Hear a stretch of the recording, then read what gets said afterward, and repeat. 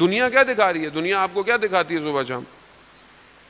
دنیا آپ کو کامیابی کی ڈیفینیشن کیا دکھا رہی ہے؟ سوشل میڈیا سب کچھ دکھا رہا ہے، یہ کر لو، یہ کر لو، یہ کر لو، یہ کر لو. غافل کر رہا ہے کس سے؟ اصل ہدف سے. رزق کمانا، پیسے کمانا، اپنے آپ کو بہتر کرنا نہ اسلام میں منع ہے نہ کسی دین میں منع ہے. آپ محنت کریں، کمائیں، اچھا کریں. لیکن یہ کہاں لے کے جا رہا ہے معاشرے کو؟ غفلت کی طرف. یہ غفلت نفس کو بھی برباد کرتی ہے اور انسان کو کیا، پوری سوسائٹی کو برباد کرتی تھی. تو یہ بیریئر ہے. یہ آہستہ آہستہ نہیں ہے. جیسے بہت سارے لوگ کہتے ہیں او مولانا صاحب مطلب کوئی فرق نہیں پڑتا، مطلب ہماری تو نیت صاف ہے، ہم تو اچھی نیت ہے، مطلب ہم تو گناہ کی نیت نہیں، یا تو ہم تو نہیں. شیطان نیتیں پوچھ کے نہیں آئے گا. ایک دفعہ، دو دفعہ، تیسری چوتھی دفعہ میں وہ گرا دے گا. اس کا کام ہی گرانا ہے. اس کا کام آپ کو انگیج کرنا ہے. شیطان روز قیامت کہے گا میں نے اس کو نہیں کہا تھا، یہ خود آیا ہے.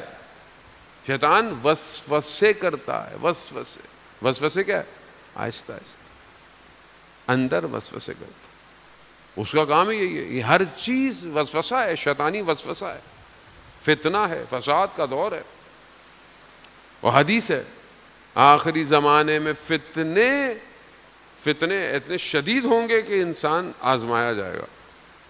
اب آپ بولیں فتنے نہیں ہونے چاہیے، فتنے کا دور نہیں، یہ نہیں کہا جا، بلکہ دعا یہ کرنی چاہیے کہ فتنے میں کامیابی ہو.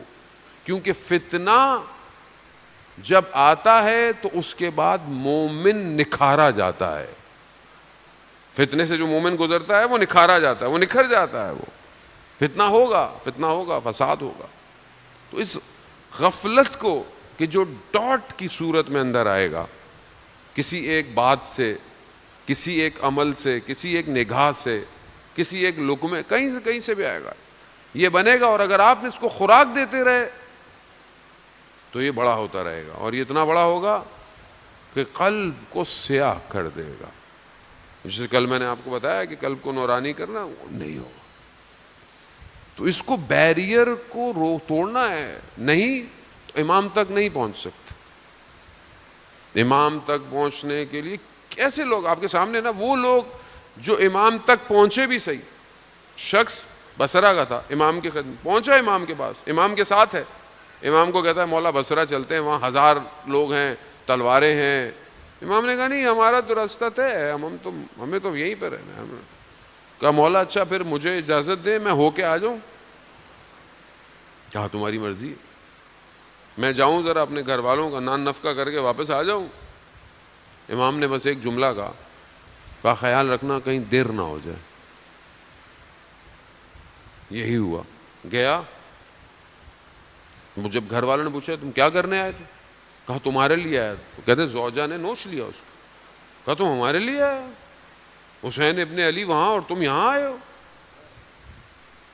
کیا کر؟ کہا اچھا صبح چلا جاؤں. صبح کیا ہوا؟ بصرہ میں پہرے لگ گئے، نہیں نکل پایا. کربلا ہو گئی. کتنے قریب آ کر امام کے چلا گیا.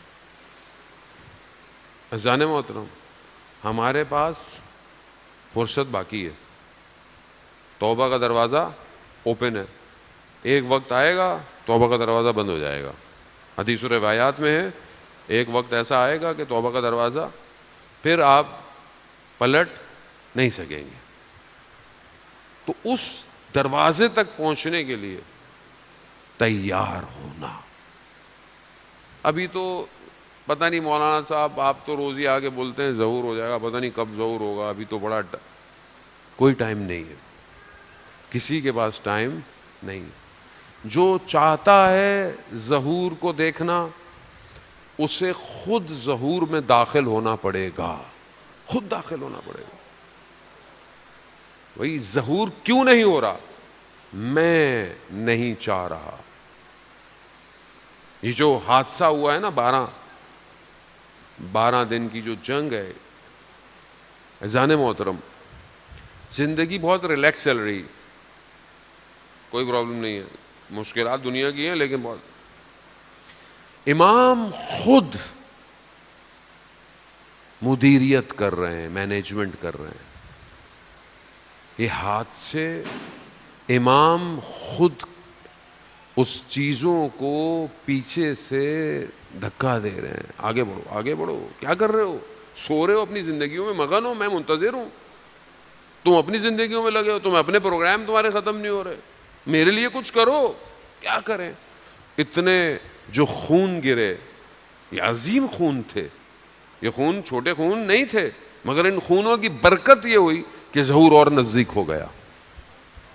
دیا, وہ تیار تھے, وہ اپنی زندگی کو اس قابل کیا کہ ہم کٹ جائیں, ظہور نزدیک ہو جائے. اب دنیا کو تو خوف ہے کہ بھائی میں اسرائیل ہو, امریکہ ہے, اور یہ دنیا, اور دنیا کا اسلحہ اور ٹیکنالوجی, اور یہ دنیا ختم کر دے گی, خوف کیسا؟ اگر اسی خوف میں بیٹھے رہے تو کبھی بھی امام نہیں آئیں گے. خوب کھڑا ہونا پڑے گا کسی کو, بھائی میں تیار ہوں, میں راستہ بن جاؤں, رستے کا پتھر بن جاؤں, پل بن جاؤں, میرے اوپر سے چڑھ کے چلے جاؤ, مگر ظہور تک پہنچو, پہنچو ظہور تک. کیوں دیر کر رہے ہو اتنی؟ کیوں اپنی زندگی کے اندر پھنسے ہوئے ہو؟ یہ باہر نکالنا پڑے گا. یہ جو زنگ ہے اسے کھینچنا پڑے گا.